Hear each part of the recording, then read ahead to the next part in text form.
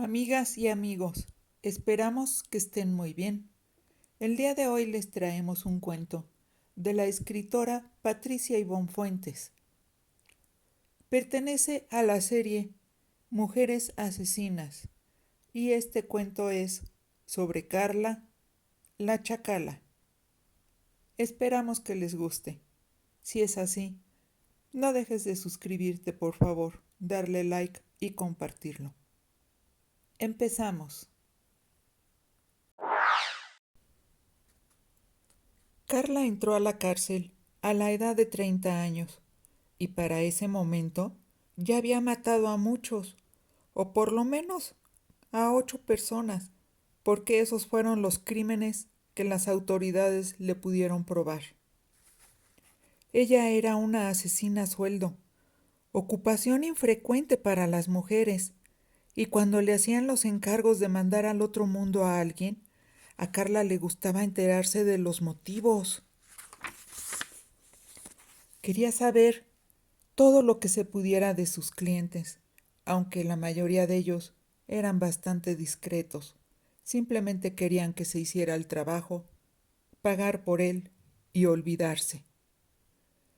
Pero en contra de la costumbre de la mayoría de los sicarios, que preferían no involucrarse en las emociones de quienes los contrataban, con Carla pasaba siempre lo contrario. Era morbosa y disfrutaba sabiendo la vida privada de aquellos a quienes les cortaría la existencia. Por eso, se había enterado de que 2 de sus víctimas, por ejemplo, la llamada Elisa y su hijo Maximiliano, eran gente inocente que para su mala fortuna terminaron ejecutados solamente porque eran la esposa y el hijo de un enemigo del tipo que la contrató. O sea, el tipo le pagó para matarlos a ellos, para que su enemigo viviera, pero sufriendo eternamente por sentirse culpable de la muerte de su esposa y de su hijo, sangre de su sangre. A Carla le gustaba eso, pensar que podía hacer sufrir a las personas. A Carla ni le importó pensar que aquella madre y su hijo eran gente inocente, personas cuya existencia discurría de manera tranquila. Para ella, lo realmente fundamental era que los tenía que matar. Carla se sentía ajena a lo que dictaminaba la balanza de la justicia, ya fuera la humana o la divina. Ella no perdía tiempo con las cuestiones filosóficas o los planteamientos morales que podrían haber frenado sus acciones. Se había enterado de que el tal Maximiliano era hijo único, la adoración de su padre y madre.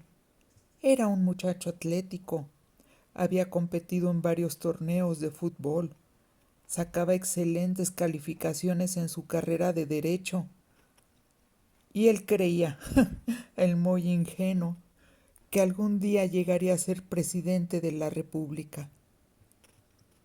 Nada más que para echar a perder sus sueños estaba ella. Eso le encantaba, tener el poder no solamente de cegar vidas, sino de cambiar totalmente la historia del mundo, porque aunque los deseos del joven Maximiliano parecían ser muy estúpidos, ¿quién podría asegurar que no se le cumplieran? Le gustaba detenerse a pensar qué hubiera pasado si Maximiliano hubiera llegado a ser presidente. La historia de su país sería muy diferente, pero ella había cambiado el curso del destino porque lo había matado. Carla nunca se tentó el corazón para cumplir con sus encargos, así que cuando tocó la hora de cegar la vida de Elisa y de su hijo Maximiliano, simplemente se acercó a ellos para atacarlos, cuando iban alegres, comentando una película después de haber salido del cine, y cuando se encaminaban hacia su auto, en el estacionamiento del centro comercial. La verdad era que a Carla le gustaba ser mala, De esa manera se sentía superior a los demás. Era una manera de olvidarse de que no valía ni un cacahuate, de que a nadie le importaba si estaba viva o muerta, de no tener ni un pequeño lugar dentro del corazón de alguna persona en todo el mundo. Por eso, siempre se jactó de ser muy maldita, porque aunque nadie la quería, por lo menos gozaba sabiendo que inspiraba temor a otras mujeres, e incluso a muchos hombres, sobre todo a aquellos que la conocían dentro de su muy reducido círculo social, que se limitaba a otros pocos malvivientes como ella, y que formaban parte de la misma banda a la que pertenecía. Aquellos que le tenían miedo era básicamente porque sabían que Carla estaba medio loca, que era intransigente, violenta y explotaba de ira a la menor provocación, que no sabía controlarse, ni tenía el menor tacto para tratar a los demás. Además, era muy rencorosa. Había quemado varios negocios en los que los dueños no se dejaron extorsionar. Había dedicado tiempo a provocar accidentes tales como estallidos de tanques de gas, y por simple gusto de perjudicar al prójimo, pintarrajeaba con grafitis burdos y groseros las bardas de las casas. Sus maldades no se limitaban a eso. También le daba por lanzar piedras a las ventanas de las casas o edificios para romper los vidrios. Pateaba a los perros que pasaban junto a ella. Echaba su caca dentro de los buzones de las casas. Incluso una vez había aventado a las vías del metro a una muchacha que se había atrevido a verla feo. Así que quienes la conocían sabían que esa mujer fea y mala tenía la idea enfermiza de que todo en la vida se solucionaba destruyendo, ya fuera vidas, negocios, propiedades o familias. Quizá la mejor muestra de su ferviente convicción destructiva era que día a día, con total entrega y determinación, se dedicaba a ir arrasando hasta con su propia vida. Alguno que otro pensaba que Carla tenía el alma tan negra porque durante su infancia había sido maltratada por su madre, quien era alcohólica y prostituta. Aquella mujer nunca la quiso. Desde que Carla tenía 9 años, ya la explotaba, entregándosela a sus clientes por una cantidad igual a la que le pagaban a ella por sus servicios sexuales. Esa podría ser la causa de la actitud infame de Carla, aunque muchos de quienes la conocían pensaban simplemente que Carla había nacido con el alma negra y que era perversa desde el mismo momento en el que fue concebida. Carla platicaba a quien quisiera escucharla, que fue cuando cumplió 14 años, cuando decidió irse de la casa de su mamá, y por alguna extraña razón la dejó con vida, porque era mucho más probable que la hubiera matado, pues la odiaba.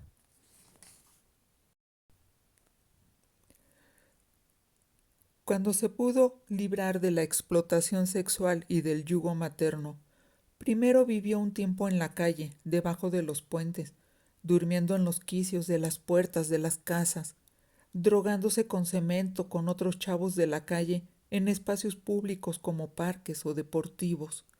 Después, cansada de andar vagabundeando y sin un lugar fijo al cual llegar, se unió a una pandilla de drogadictos que vivían dentro de una vecindad abandonada y a punto de derruirse. Fue en esa época cuando se convirtió en una asesina y solo tenía 14 años. Era muy predecible que las consecuencias naturales de vivir con sujetos sin ningún principio moral y siempre bajo el influjo de las drogas pronto se presentaría. 3 de los drogadictos que también vivían en la vecindad abandonada la violaron. Ella estaba tan drogada que no pudo defenderse, pero sabía quiénes habían sido. Así es que esperó. Esperó para que los violadores se relajaran, para que pensaran que su delito había pasado desapercibido, que ella ni cuenta se había dado. juntó dinero, asaltando gente en la calle, en el metro o robando en tiendas. Y una noche, después de comprar una botella de aguardiente, llegó a la vecindad. Ubicó en uno de los cuartos a los malvivientes violadores y fue allá a instalarse. Fingiendo estar drogada y muy borracha, se recostó en un rincón, en el suelo sucio. Los violadores, intrigados, cruzaron una mirada entre ellos, y sin dejar pasar la oportunidad de robarle la botella de alcohol, le pidieron de forma amenazante que les diera el aguardiente, y ella dejó que se los quitaran. Porque claro, esa botella era el instrumento de su venganza, y que los malvivientes se interesaran por ella era parte de su buen elaborado plan. Carla siguió fingiendo estar muy drogada y no darse cuenta de nada de lo que pasaba a su alrededor. Los dejó beber todo lo que quisieran, hasta que se acabaran el maldito aguardiente, pues ellos ni se imaginaban que la bebida estaba mezclada con veneno para ratas.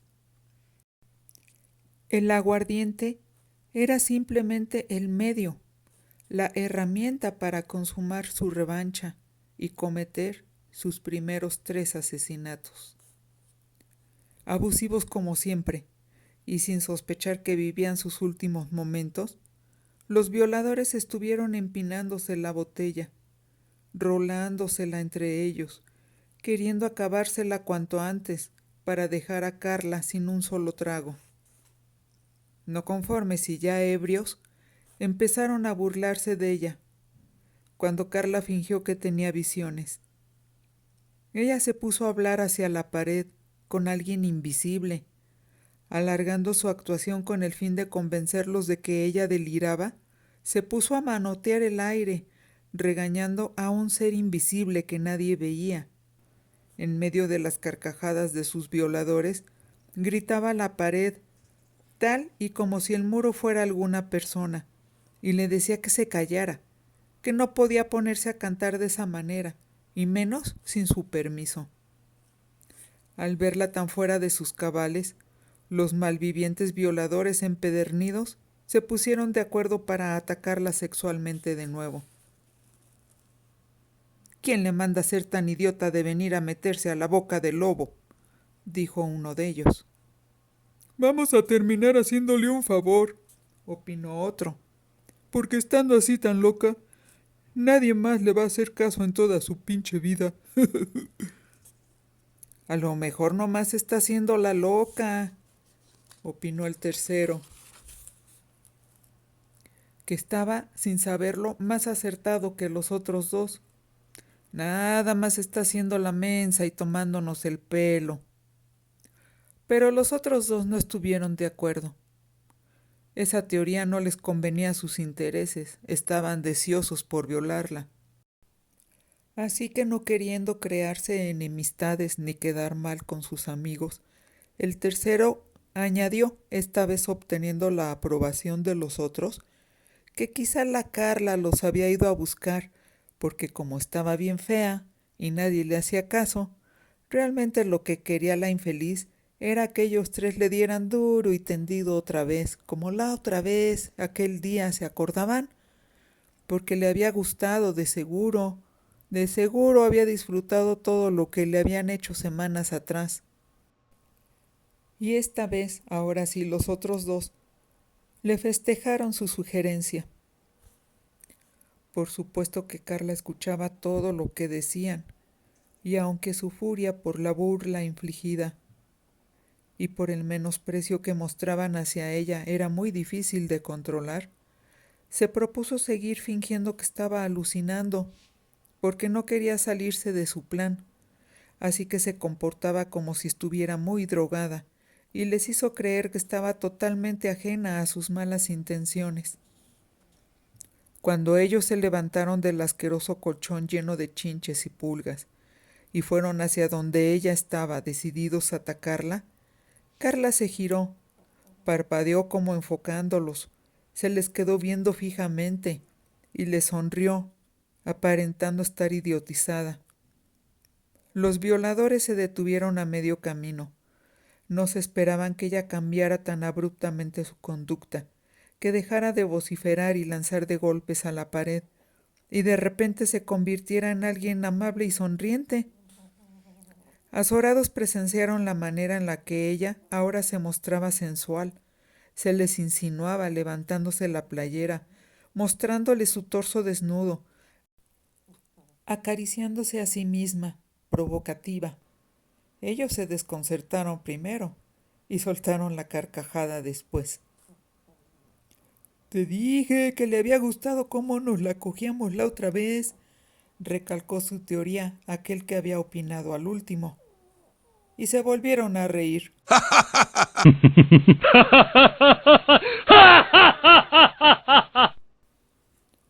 Carla hizo como que también reía. Quería que ellos pensaran que estaba vulnerable, que era un blanco fácil de atacar. Pero de pronto, el que había opinado que realmente le harían un favor a Carla al violarla, pues estaba loca de remate, empezó a toser, hizo cara de dolor, se aferró el abdomen, se puso a gemir, a llorar. Sus compinches no entendían lo que pasaba y no reaccionaron hasta que cayó hincado vomitando sangre. Entonces los otros dos corrieron en su ayuda, horrorizados, intentaron levantarlo, pero pronto se dieron cuenta de que ellos también necesitaban ayuda, porque unos terribles dolores los quemaban por dentro, sintiendo que se les deshacían las entrañas. El violador, que desde el principio pensó que ella estaba fingiendo, había tenido razón, claro, pero ahora estaba muriéndose de dolor. Aún así, tuvo un momento de lucidez. Con su primitiva perspicacia, dedujo lo que había pasado. Habían caído en la trampa los tres. Era culpa de esa desgraciada. Los había envenenado, y él y los otros dos eran unos idiotas.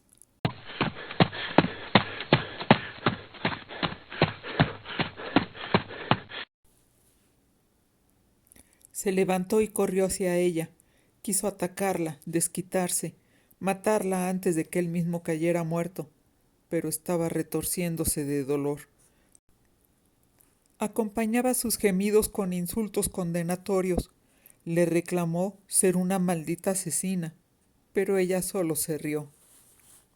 ¿Qué? ¿Pensaban que me iba a quedar muy campante después de que me violaron, bola de cabrones cobardes? El último de los violadores murió sin poder contestar la pregunta de Carla, y ella se dio cuenta de que había cruzado una línea prohibida para cualquier ser humano. Había matado a un semejante, mejor dicho, a tres de un sopetón. Ya no había marcha atrás. Lo había planeado y además le había resultado.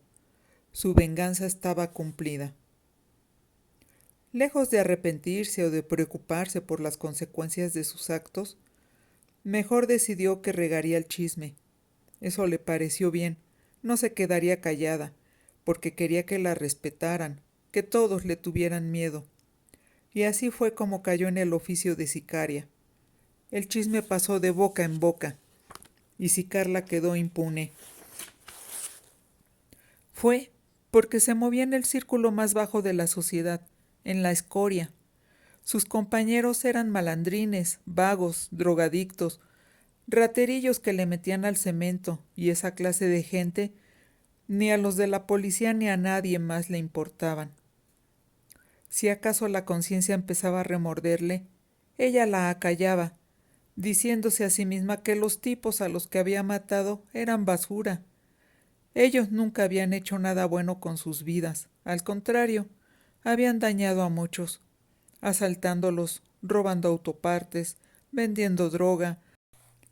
Además, habían estado haciendo encargos para los miembros más poderosos de la banda, quienes los trataban peor que animales, cosa que ella les podía perdonar, pero lo que no toleraba, lo que la asqueaba, era que fueran unos arrastrados, sin dignidad, que siempre obedecían, porque les gustaba la mala vida, y principalmente porque ellos por sí mismos eran unos inútiles, un cero a la izquierda, incapaces de usar el cerebro. Fue por eso, por lo que Carla se libró de pagar sus crímenes en la cárcel desde la primera vez que asesinó, porque las autoridades ni se tomaron la molestia de averiguar qué era lo que les había pasado a esos tres imbéciles. Sencillamente fueron a recoger sus cuerpos cuando los vecinos reportaron olor a putrefacción y luego los mandaron directo a la fosa común, opinando que solo eran 3 vidas desperdiciadas más. Finalmente, vivían en un país en el que cada vez era más frecuente que los jóvenes murieran por haber formado parte de la delincuencia. Y es que, añadieron los de la morgue, en los tiempos actuales ya nadie se tomaba el tiempo de criar a los chamacos como gente decente, de inculcarles valores, de hacerlos hombres y mujeres de bien. La verdad era que crecían peor que animales salvajes y morían pronto, como esos 3 drogadictos. Ese episodio pronto quedó atrás, sepultado en el pasado. Solamente fue el comienzo de la vida criminal de Carla, porque cometió bastantes asesinatos más. Mataba a quien fuera. Solo le importaba el dinero que le pagaban y que usaba para seguirse drogando y para mantenerse. Rudimentariamente, pensaba que esa era la única manera que conocía para sobrevivir en un mundo de mierda. El último trabajo que pudo llevar a cabo fue el de matar a la señora Elisa y a su hijo Maximiliano. El encargo se lo hizo un tipo, de nombre Jonás, que llegó a instalarse a la vecindad abandonada, con varios perros y bastantes achichintles, diciendo que había comprado la propiedad y que todo aquel que estuviera viviendo ahí ahora tenía 2 opciones, o pagar renta o largarse a la chingada. Carla quiso pagar renta. Durante una borrachera le platicó a Jonás que ella mataba por encargo, y Jonás quiso probar si lo que decía era verdad. ¿Y por qué los quieres matar?, le preguntó ella a Jonás. Porque hay un güey que me quiere hacer la competencia. Me está robando a mis clientes. Le dije por la buena que se hiciera a un lado al cabrón, y no.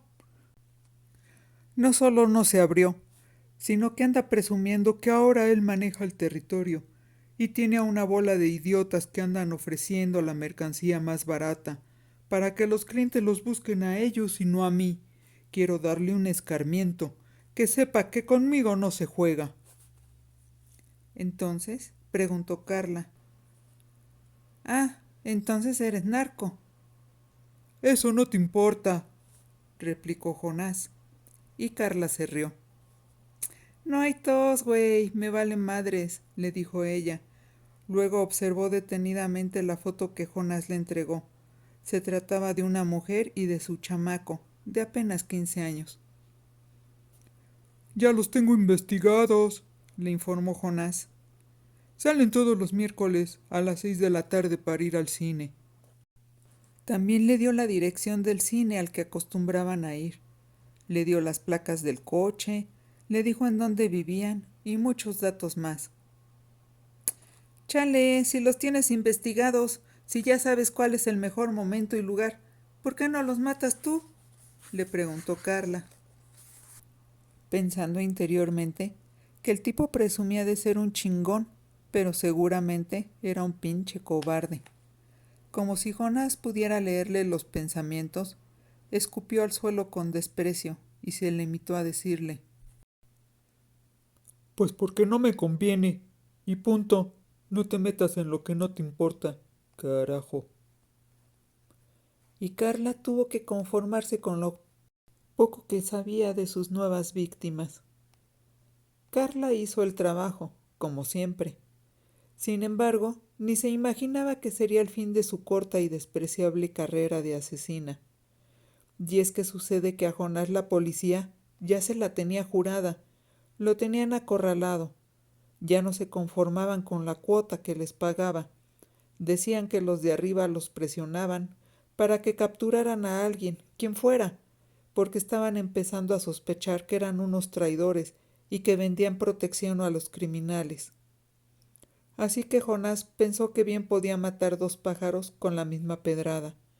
Les daría a esos perros, a los asquerosos policías, lo que querían, o sea, su maldita captura, alguien a quien refundir en el tambo para aplacar a la opinión pública. Les entregaría a Carla, esa paria malnacida, para que la gente supusiera que los policías de verdad exponían la vida en cumplimiento de su deber, para que se les agradeciera ser guardianes de la ley, y de pilón, él le daría un buen escarmiento a ese infeliz que pensaba que podía pasarle por encima. Así es la vida. El pez grande se come al chico, y siempre hay alguien más listo que uno. Pero eso Carla no podía saberlo, porque nunca en su vida había leído un libro, y por tanto tampoco sabía ella de la naturaleza humana. Su reducido mundo había sido con los miembros de su banda, y todos ellos eran tan ignorantes y adictos como ella misma. Así que más tardó Carla la chacala en atacar a Elisa y a Maximiliano con una navaja que en ser detenida. Mientras corría para huir y esconderse, la policía la rodeó. Ella se negaba a entregarse y tuvieron que disparar, porque creyeron que la navaja que tenía en la mano era una pistola. Carla estuvo meses en el hospital de gobierno, debatiéndose entre la vida y la muerte. Una bala le entró por un ojo, otra le destrozó la mandíbula, una tercera bala le hizo pedazos la rótula. Ahora está en la cárcel, las demás presas la evitan, le dicen la loca. Carla está tuerta, con la cara deformada, pues perdió parte de la mandíbula y para acabarla de amolar quedó coja. Sufre de tremendos dolores y en la prisión la mayoría de las veces hay escasez de analgésicos. Aunque algunas presas piensan que quizás alguien que se enteró de todo el daño que había hecho Carla antes de ser detenida, repartió órdenes para que no le dieran ni una sola aspirina y para que todos y cada uno de sus días fueran un infierno. Y seguramente lo son.